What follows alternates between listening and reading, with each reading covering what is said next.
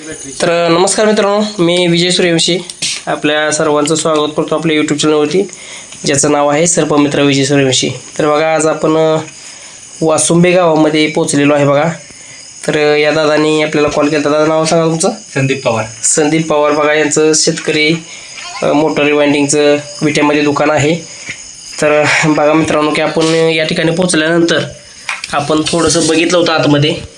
तर एक पाण्याची टाकी आहे आणि त्या पाण्याच्या टाकीमध्ये तो आपला असा दिसतोय बघा, कशा पद्धतीनं तो अंतराळी तरंगतोय फक्त तोंड वर काढून.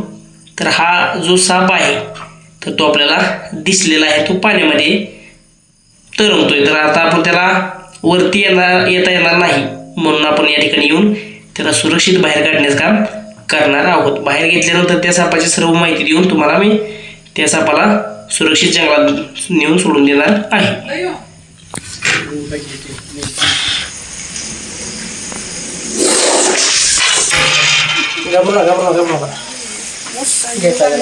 बघा केवढा मोठा आहे. तर बघा मित्रांनो, आपण त्या ठिकाणी या सापाला रेस्क्यू केलेलं आहे. तर तो कशा पद्धतीनं आपल्याला बघतोय बघा. हा इंडियन स्पेक्टिकल कोबरा आहे आणि अतिविषयी असणारा साप आहे. याच्यापासून माणसाला बऱ्यापैकी धोका होत असतो, त्यामुळं त्याच्यापासून आपल्याला काळजी घ्यायची असते. तर बघा कशा पद्धतीने तो बघतोय आणि आपल्याला वॉर्निंग देण्याचं काम करतोय. लक्षात घ्या, साप आपल्याला स्वतः कधी चालू हा पुश करतोय तो, म्हणजे की आपल्याला वॉर्निंग देण्याचं काम तो करतोय.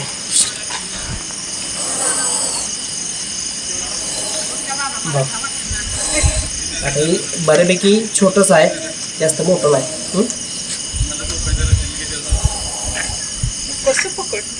हातानच की हातानच, काय टेन्शन घेऊ नका. तर बघा, ज्या वेळेला त्याला धोका वाटतोय त्यावेळेला तो असा पूर्व चेतावणी देतोय. तर तो आता ग्रिलच्या साह्यानं हो शांत राहतो. तर ग्रिलच्या साह्याने तो आपल्यापासून पळूनच जाण्याचा प्रयत्न करतोय आणि ज्या वेळेला त्याला धोका वाटतोय असा, तर तो असा पूर्व चेतावणी देतोय आपल्याला तो सांगतोय की माझ्या जवळ येऊ नका म्हणून तो सांगतोय. बघा मित्रांनो, असे साप आपल्या घराजवळ आले, पाण्याच्या टाकीत वगैरे असतील तर थोडीशी दक्षता काळजी घेत जावा, कारण याच्यापासून जीवाला बऱ्यापैकी धोका होतोय. हा साप चावला तर ताबडतोब दवाखान्यात जायचं, कुठल्याही प्रकारचा गावठी इलाज करत बसायचा नाही आणि दवाखान्यात जाऊन थांबायचं. आणि कसं असतं की याचा 80% कोरडाचा आवाज असतो आणि त्या 80% कोरडाचा आवाज असल्यामुळं हा जर साप चावला तर 80% विष सोडत नसतो. फक्त घाबरून जायचं नाही, कारण यानं जर विषच नाही सोडलं ना, आपण घाबरलो तर आपल्याला अटॅक येणार, बिना विषच मरणार आपण असं आहे. त्यामुळं पहिली गोष्ट की ते जर विषारी साप चावला तर घाबरायचं नाही, जाऊन दवाखान्यात सरकारी दवाखान्यात जाऊन थांबायचं. विषाचं रिॲक्शन झालं तर अँटीव्हेनम दिलं जातं, अन्यथा अँटीव्हेनम देऊन कुठल्याही प्रकारचा फायदा होत नसतो, लक्षात घ्या. बघा, तो ॲग्रेसिव्ह झालेला आहे. आता माझा जो हात हलतोय त्या हाताला ते शत्रू समजून हलत्या वस्तूकडे तो पाना वगैरे दाखवतो. बघू शकताय कशा पद्धतीने तो पाना दाखवतो. घाबरू नका, कुठल्याही प्रकारची भीती बाळगू नका, कारण त्याला आपण जाऊन देणार नाही.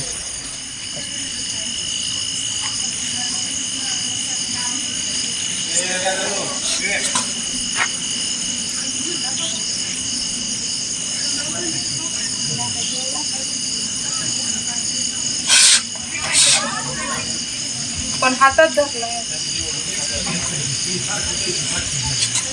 पण विचार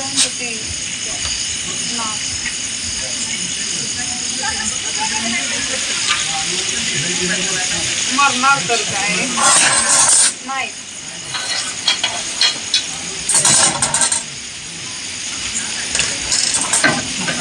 दादू पहिल्यांदाच बघितलं म्हणून, नाही तर काय नव्हतं. नाही का नाही तेवढी तू इथं पण तेवढीच येत होता. हा माथे तिथं पण आलता वाटतं.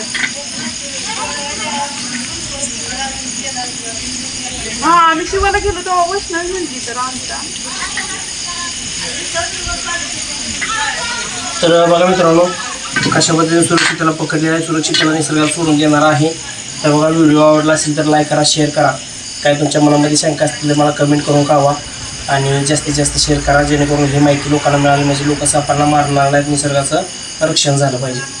आणि तुम्ही जर आपल्या चॅनलवरती नवीन असाल तर लगेचच सबस्क्राईब करून घ्या आणि बेल आयकॉन बटन दाबायला विसरू नका. आणि ज्या वेळेला मी अपलोड करतो व्हिडिओ तो पहिल्यांदा तुम्हाला मिळून जाईल, त्यासाठी सबस्क्राईब करा. तर बघा मित्रांनो, आपण थोडा वेळ पकडलेला हा इंडियन स्पेक्ट्रल कोब्रा खूपच सुंदर पद्धतीनं सुरक्षितपणे निसर्गाच्या सान्निध्यामध्ये निघून गेलेला आहे.